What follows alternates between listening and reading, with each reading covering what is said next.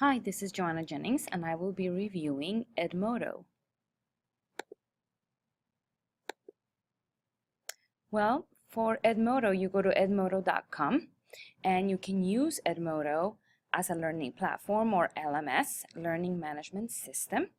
You can use it for mobile learning, as a discussion forum or board, data collection and sharing, portfolios, groups or clubs, project-based learning, and assessments. There's other uses as well. Edmodo is free, but you can, of course, upgrade. You would have to pay $9.99 a month to upgrade, and you would be able to do things like growth reports, individualized practice, printing your reports, and exporting different data. And this one is Edmodo Plus for teachers.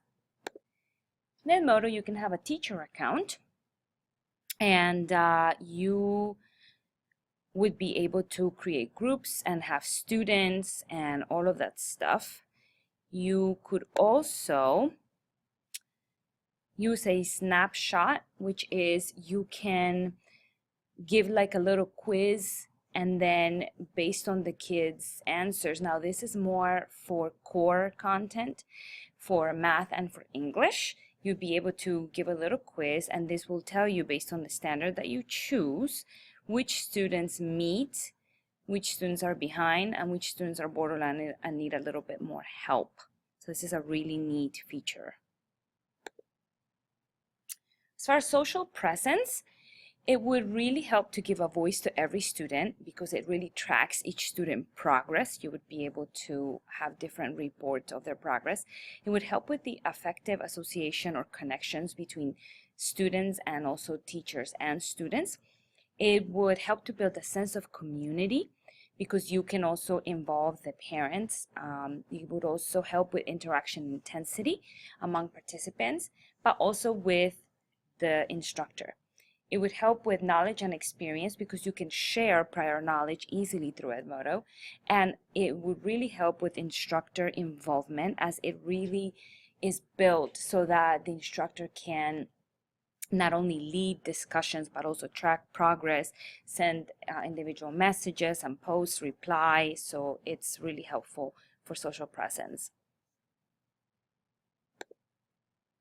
The parent account, if you give them a code which actually is individualized by students, so each student gets their individual parent code, so their parent can sign in and see their students' progress through the content or on forums. So it really helps to build community with parents.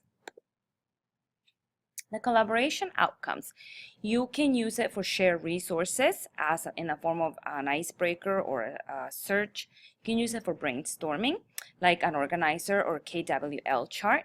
You can use it for reflection as a journal or log or even as a portfolio. You can use it for problem solving, as in collaborative writing, consensus building, things like that. You can use it for product development, like for project-based learning or for presentations. You can also use it to demonstrate mastery, as in the form of a portfolio or a debate or even a presentation, student-led discussion or presentation as well. It also, you can also help with the teacher community. You can invite other educators to be involved and to be able to see what you're doing on Edmodo, and you can share resources and things like that. Now let me take you to the actual Edmodo site. This is my home-page, and as you can see, you can have different groups. So I have different classes. I have Spanish 2, 4, and 5. I'm also part of different communities, for example, Elizabethtown Area School District, and then also world languages, and I can be part of different communities as well. If I go to, for example, my Spanish 2 class, here is a snapshot that I created where actually, I'm sorry, this is a poll that I created to see which one of the Hispanic holidays my kids like better. And there's only 2 options, but you can make it as many options as you want. And then this can be synchronous or asynchronous. as well, so that the kids can participate all at once and you can look at their answers, or at their own pace and you can look at it later on. This is just a writing assignment that I assigned them, where they have to write a sentence in the past, and I also gave them a little poster that has all the endings for the past. Here are some of their responses.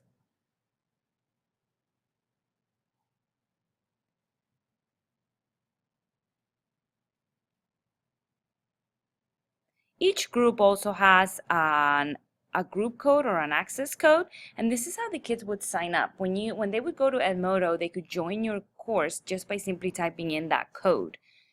You could see that this group has different posts. It has folders.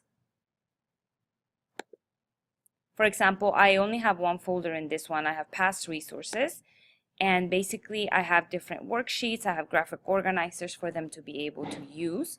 Within the group Spanish 2, I can create small groups, and I have one there called Past Wizards, where the kids,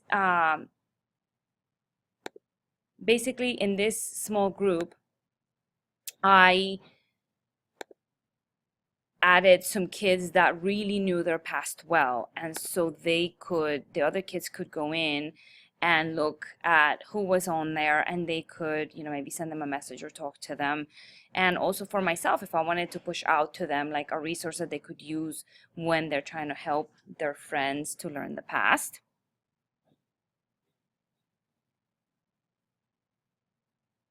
I'm going to take you to my Spanish 4 group just so you can see they have slightly different things. Over here I have a little forum post on using grammar, using the subjunctive, and so they replied with different things. They also can reply to each other's posts, which is a nice feature. If I go to the apps, you can see that I have different language learning apps specific for Spanish or for language learning, because other languages are included as well. I also have a planner, and if you see, I can assign different assignments to the group, or I can have different reminders for myself. Now, once again, Edmodo can be used for both